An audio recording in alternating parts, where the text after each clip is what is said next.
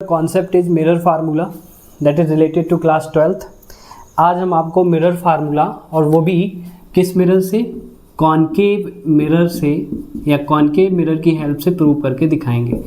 तो आपको पता है मिरर फार्मूला होता है क्या है, that is 1/f is equal to 1/v plus 1/u, जहाँ पर f आपको पता है कि फोकल लेंथ होती है,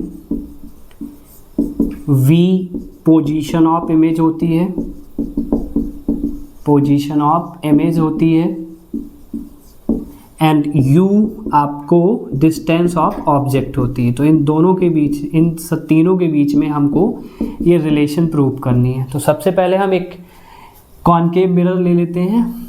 ये कॉनकेव मिरर हो गया, इसको हमने पॉलिश कर लिया। पॉलिश किससे करेंगे, सिल्वर या फिर प्राइमर, जिसको रेड ऑक्साइड बोला जाता है। ठीक है, तो हमने पॉलिश कर लिया।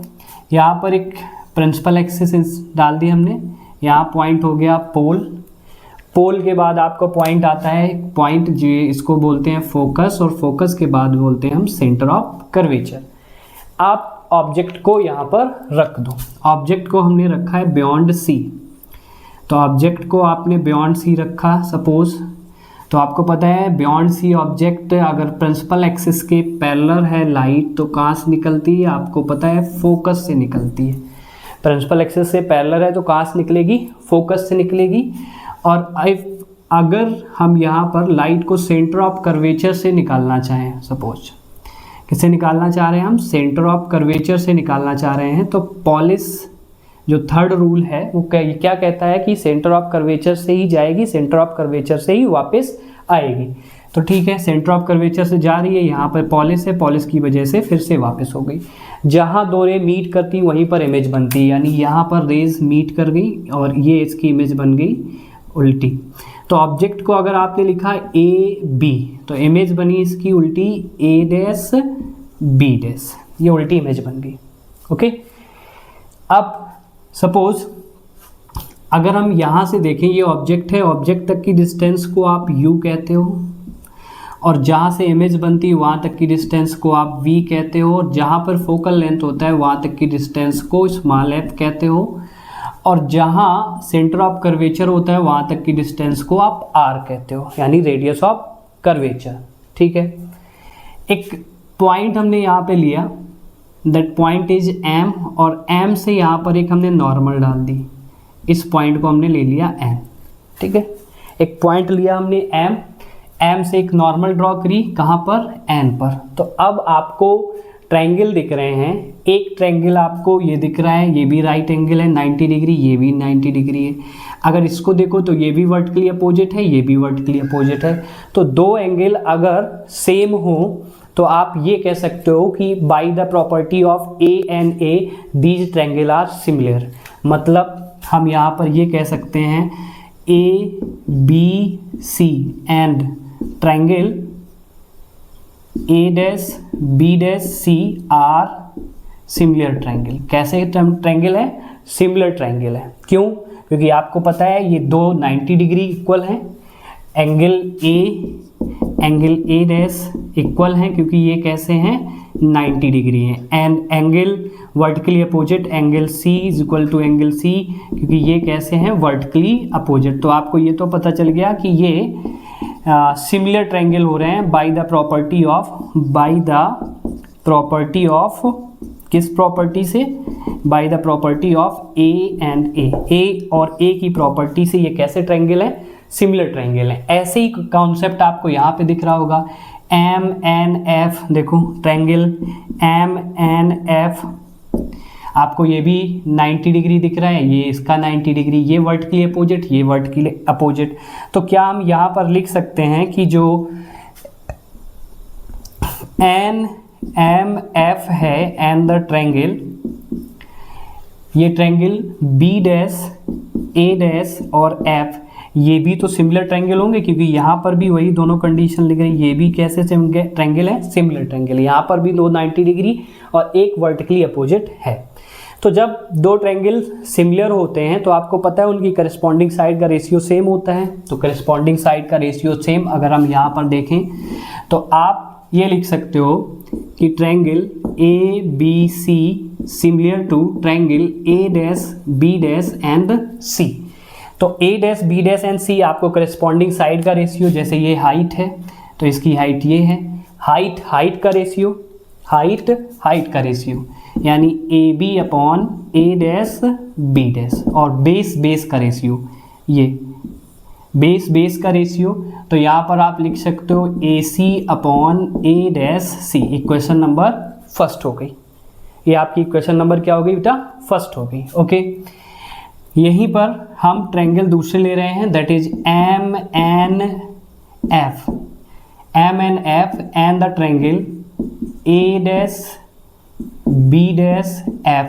ये भी कैसे ट्रायंगल हैं आपको पता है, सिमिलर, ये भी ट्रायंगल हैं, ये भी सिमिलर ट्रायंगल है। जब ये भी सिमिलर ट्रायंगल है तो यहाँ पर भी आप लिख सकते हो कि एम एन और इसकी हाइट क्या है, A dash B dash is equal to, आप यहाँ पर लिखेंगे, ये देखो एक पॉइंट को आप लिख सकते हो कि if aperture of mirror is small, mirror का अपर्चर कैसा है, स्मॉल है, तो ये जो पॉइंट है, चाहे आप लिखो एन पी या पी एन, मतलब चाहे आप एफ पी लिखो या एफ एन लिखो, कोई फ़र्क नहीं पड़ने वाला।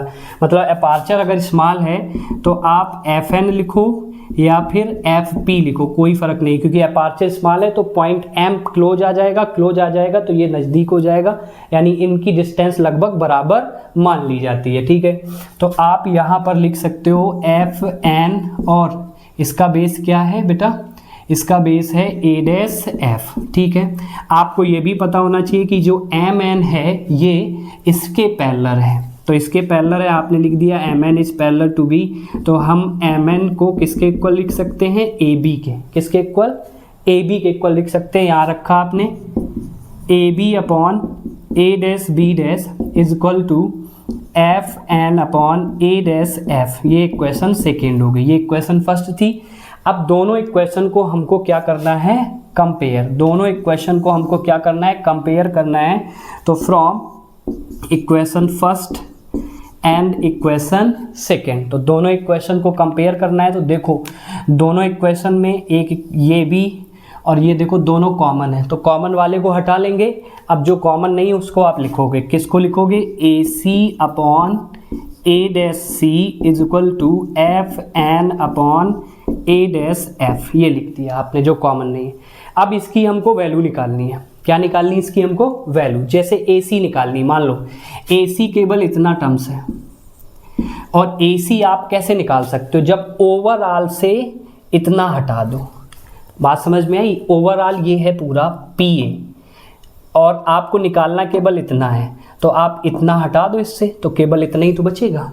ओके, तो आप यहाँ पर ए सी को लिख सकते हो पी ए माइनस पी सी।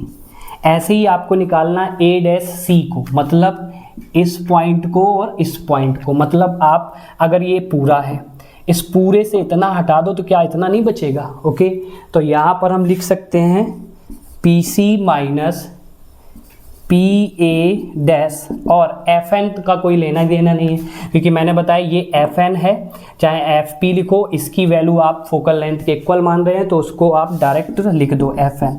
अब ए डैश एफ है, ए डैश एफ है, दैट इज ए और एफ। अब ए डैश एफ को अगर देखो तो ये हो गया, इतना निकालना आपको पूरे से है, तो पूरे से आप इतना सब्ट्रैक्ट कर दो, आपका इतना बच जाएगा। यानी आप यहाँ लिखोगे, क्या लिखोगे, पी ए डैश और माइनस पी एफ लिखो, या फिर आप लिख दो इसको बेटा क्या, एन एफ, क्योंकि वैल्यू उसी को लिखना है। ठीक है, अब हम पी ए की वैल्यू लिख रहे हैं, तो पी ए की वैल्यू यानी यहाँ से यहाँ तक ऑब्जेक्ट डिस्टेंस है, लेफ्ट हैंड साइड है, आप माइनस लिख सकते हो, माइनस यू लिख दो।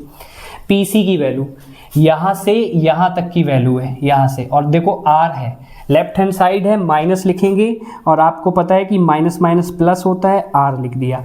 और आपको यहाँ पर ये भी पता होना चाहिए कि जो आर होता है दैट इज 2f, आर की वैल्यू रेडियस ऑफ कर्वेचर और फोकल लेंथ के बीच में relation R is equal to 2f होता है, तो आप आर ना लिख के यहाँ पर लिख दिया आपने 2f। फिर आया पीसी, फिर वही आया, देखो यहाँ पर पीसी अभी जस्ट निकाला था, आर है, आर की जगह आपने लिख दिया -2f। फिर पी ए डैश और यहाँ से देखो पी ए डैश इमेज बन रही है यहाँ पर, तो ये हो गया क्या v, यानी यहाँ पर माइनस माइनस प्लस v। अब देखो एफ एन क्या है, focal length left hand side है, आप माइनस लगा दो। पी ए डैश फिर से v है, पी ए डैश फिर से v, देखो तो माइनस का v। अब एफ एल लिखो या फिर एन एफ लिखो, वो भी फिर से f होगा यानी प्लस। आप इसका क्रॉस मल्टीप्लाई कर दो, क्या कर दे, इसका क्रॉस मल्टीप्लिकेशन हमने कर दिया। तो जब क्रॉस मल्टीप्लिकेशन कर दिया तो क्या बना, देखो u का v में करो तो uv आया, फिर u का इसमें किया तो ये आया बेटा कितना 2fv। अब f का कर डालो तो माइनस uf, फिर f का किया तो प्लस का 2f स्क्वायर, फिर इस तरह करो तो ये हो जाएगा माइनस का 2f स्क्वायर, यहाँ पे माइनस माइनस प्लस का 2f स्क्वायर और ये माइनस का fv। इससे तो ये कैंसिल हो गया, 2f स्क्वायर कैंसिल हो चुका है।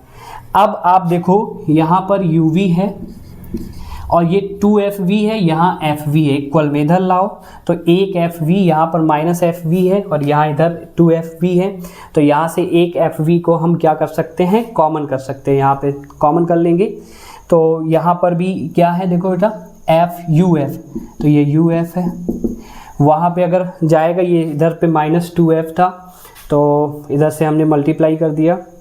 ओके तो ये वाली जो वैल्यू होगी वो बेटा किसकी होगी, माइनस की होगी, उधर जाएगी तो देखो क्या हो जाएगा, प्लस का 2fv और माइनस का fv, यानी uv माइनस uf और यहाँ पर केवल बचा fv।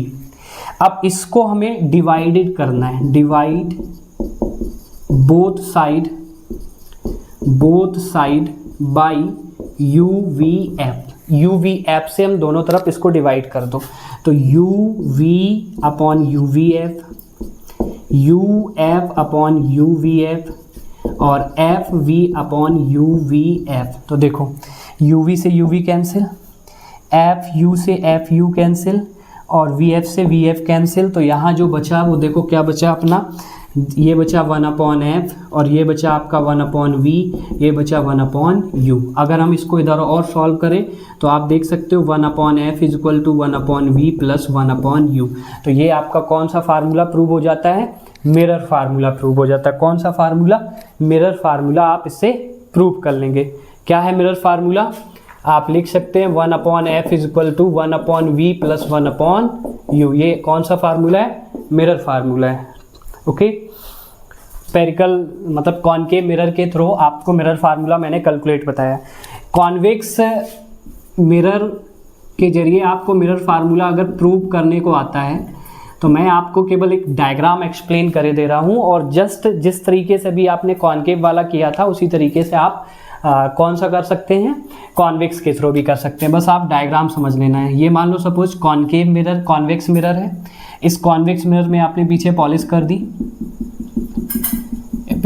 कर दी, ये यहाँ पर है प्रिंसिपल एक्सिस, ये है पोल, ये है फोकस और ये है सेंटर ऑफ कर्वेचर।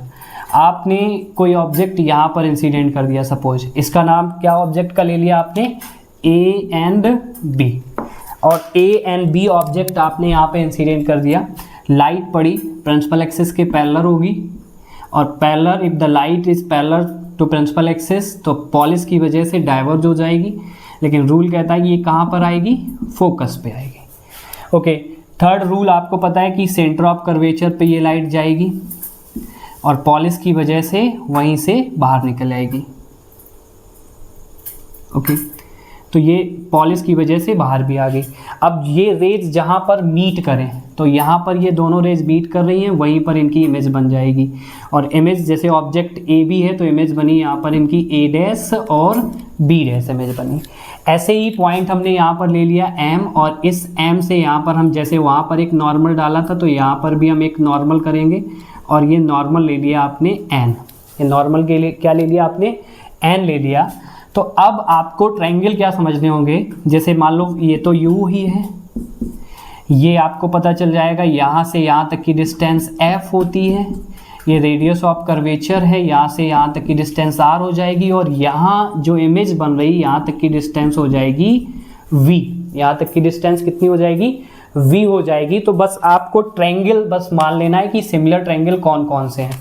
तो पहला ट्रायंगल अगर हम सिमिलर देखें तो आप देख सकते हो कि ये भी राइट एंगल है, ये भी राइट एंगल है, तो आप ये ट्रायंगल को सिमिलर मान सकते हैं। कौन कौन, A B C and triangle B A dash B dash and C, ये कैसे ट्रायंगल हैं, सिमिलर ट्रायंगल। अब इनसे आप करस्पॉन्डिंग साइड का रेशियो कर सकते हैं, ठीक है।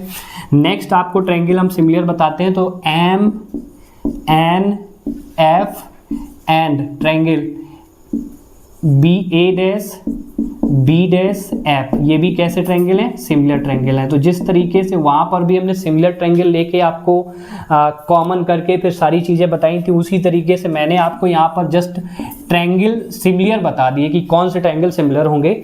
अब उनसे सिमिलर होके जैसे अभी आपने कॉनकेव मिरर का डेरिवेशन किया, उसी तरीके से आप कॉन्वेक्स मिरर का डेरिवेशन भी कर सकते हैं। अगर आपको इस डेरिवेशन करने में प्रॉब्लम आ रही तो हमें आप कमेंट सेक्शन में बता सकते हैं। बाकी आप सभी को हमारा प्यार भरा नमस्कार।